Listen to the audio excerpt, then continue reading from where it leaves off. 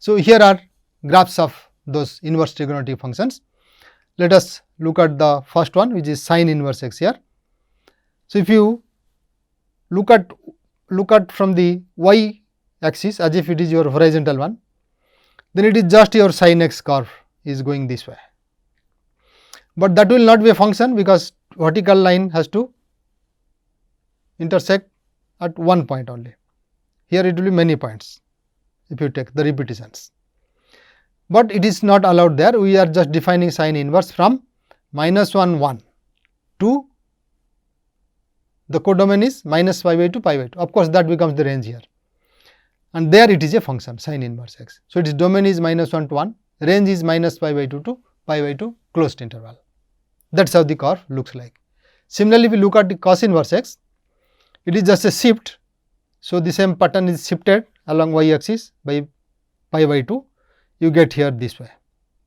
So, it is -1, it is pi, and at 1 it is π/2 is here. So, at 0 it is π/2, at -1 it will be pi, and at 1 it is really y equal to 0.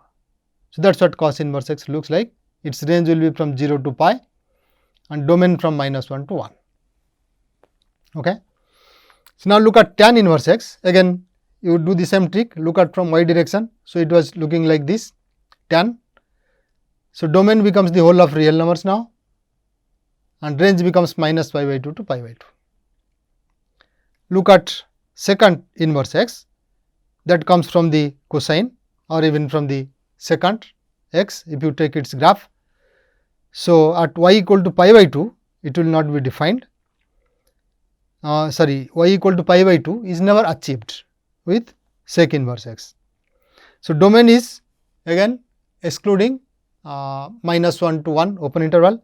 So, x will be less than or equal to -1 or x is greater than or equal to 1. Range will be 0 to pi excluding π/2, because at cos at π/2 becomes 0. That is why secant was not defined. So, secant inverse x will never achieve that value. Now, come to cosecant inverse x or cosec inverse x. Its domain is again same as like secant, x is less than or equal to -1 or x is greater than or equal to 1, and range will be from -π/2 to π/2, the shift of π/2. So, when π/2 was there in secant, it cannot be 0 here, there is a shift. So, range will be -π/2 to π/2 except y equal to 0. Now, domain is again for cot inverse x is whole of real numbers, and range will be 0 to pi, it is a shift again from there to π/2. So, we get 0 to pi. This is the strip within which cot remains. That is how the inverse trigonometric functions would look like. So, now let us look at what properties these functions are having. We may need something of this kind. We will say that f is an increasing function. So, increasing function means it is really climbing up the graph. In the graph it will be climbing up like this within its domain. So, whenever t is less than x, you see that its value, this is f of t, that should be less than or equal to f of x. That means, we also admit that a constant function is an increasing function. So, this equality. So, we say that f x is increasing if and only if t less than x implies f of t less than or equal to f of x, where t and x are any distinct numbers in the domain of f. Similarly, we would say that it is decreasing function if the inequality is reversed, that is, it is climbing down, it is coming down, instead of climbing it is falling. So, we will say it is decreasing if t less than x implies f of t is greater than or equal to f of x. Again, constant function will become also a decreasing function, it is both increasing and decreasing. That is what we are allowing when we write this equality. So, to say that this constant function is eliminated, what we do? We will say it is, whenever it is strict inequality, we will say it is strictly increasing. So, we will say that f x is strictly increasing if t less than x implies ft is less than or equal to fx. Equality will be going away. That is what we say, the adjective will be strictly. Similarly, we will say fx is strictly decreasing if t less than x implies f of t is greater than f of x. Equality is not allowed. So, let us see some examples which increasing and decreasing, but sometimes what happens on the whole of its domain, the function may not behave this way. So, a function can really climb and again fall and so on. So, we will say that in some part of the domain it is increasing and some part of the domain it is again decreasing. So, let us look at y equal to x square.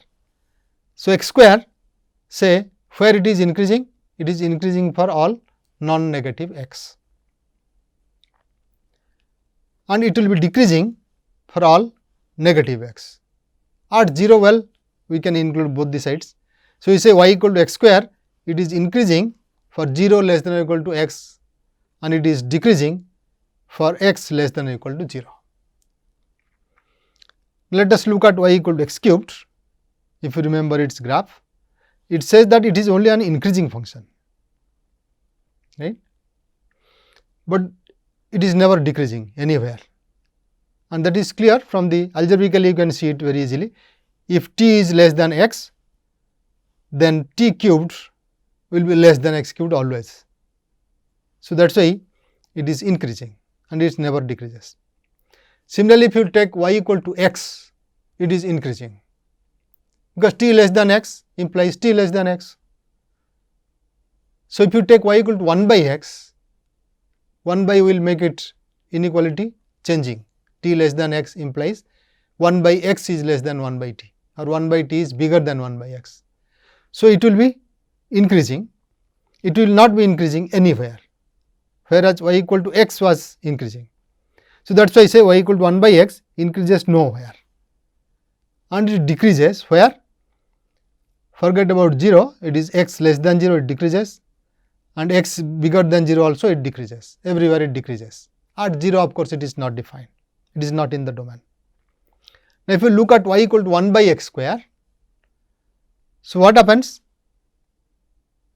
Y equal to 1 divided by x square, look at x square, it was increasing for x positive and decreasing for x negative. So, y equal to 1 by x square will be increasing for x negative and will be decreasing for x positive, okay. And at x equal to 0, of course, it is not defined.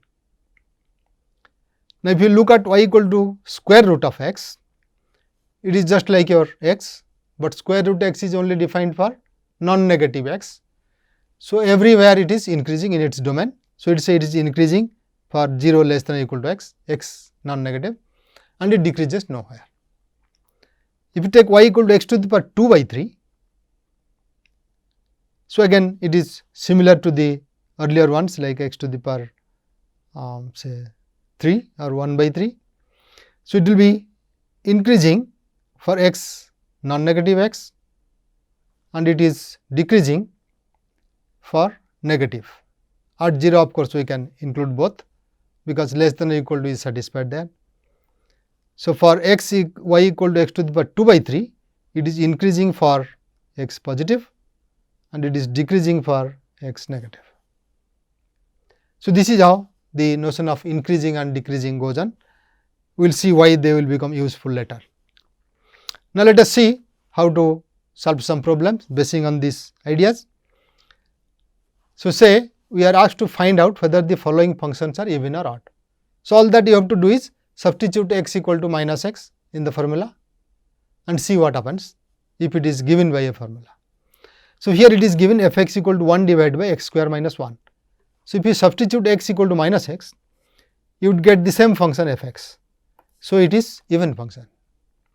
In fact, y equal to x square is even, 1 by x square will be even, 1 is even, x square minus 1 also when you divide it becomes even.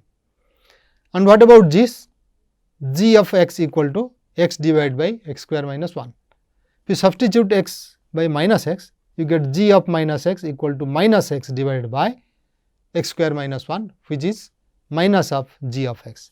So, it is odd. And what about h x 1 divided by x minus 1?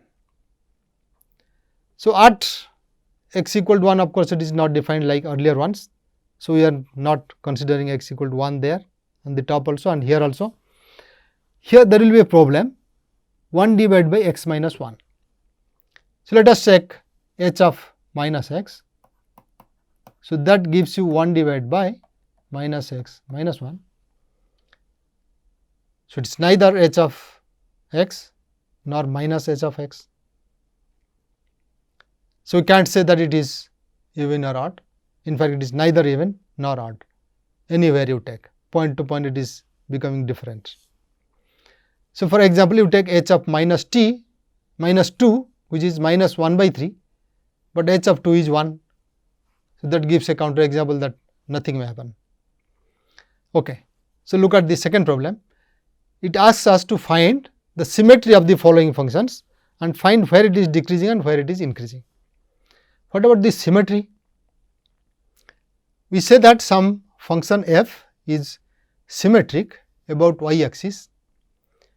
If you reflect along y axis, the graph remains the same. So, something like this y axis. So, if you reflect along y axis, these things become right side becomes left side, the graph remains the same. Okay. Similarly, you reflect something along x axis, that graphs also remain same. So, this one is not symmetric about x axis, this is symmetric about y axis. But how do you have this one? So, if you reflect along x axis, now that new one becomes, right. It is about the graphs, not functions. This is not a function. So, we will say that this is symmetry about x axis and y axis. Now, we will take symmetry about origin also. So, that means it is happening reflection. There what you do? You rotate this about 180 degrees to then you will find that the graph remains same. Then we will call that as symmetric about the origin, rotating 180 degrees. So, let us see what happens here, and we have to see what is the symmetry and decreasing and increasing functions. Okay. So, the first one is f x equal to 1 by mod x. So, mod x, as you remember, is f of minus x equal to f of x, because it is mod of minus x equal to mod of x. That was even. So, we expect that this also should be even, right. It is even. And what about the symmetry? It says that it is symmetry about the y axis. Why? So, that means if you reflect the graph of that, y equal to mod x looks something like this, mod x, and it is 1 divided by those values. So, that also should be looking the same way, symmetric about the y axis, and mod x was increasing there. So, it should be decreasing in 0 to infinity. In 0 to infinity, mod x was increasing. So, it should be decreasing and increasing in minus infinity to 0. That is, for negatives, it will be the other way around. Okay. Now, what about this g x equal to minus 1 by x? Here, if you take 1 by x and minus 1 by x, they will be looking different about the symmetry. See, minus 1 by x, how does it look like? So, f x equal to 1 by x will be looking something like, say, 0 to 1. It will be at 1 it is 1 and at 0 it is going this way. So, that is what 1 by x looks like, and here of course, it continues like this. So, when you take its minus, so instead of here, the same thing will be produced here. That is how g x equal to minus 1 by x look like, and we do not have the other side. This one is not there. So, all that we have minus 1 by x, and then when x is negative, so it will be somewhere here. So, now this one, if you rotate it 180 degrees, this side would come to this side will become this side, So it remains the same, that is, it is symmetric about the origin. Okay. And what about decreasing and increasing? It is decreasing in minus infinity to 0 as you have seen, and increasing in 0 to infinity. Positive, it is increasing, because you can see from this, if t is less than x, then 1 by t is greater than 1 by x, and then you take the minus sign. So, you would say minus 1 by t is less than again minus 1 by x. So, it is increasing for positive t and x, and it will be decreasing for negative, because here itself it will be decreasing. So, the same thing will go to the last one. Okay. So, let us stop here.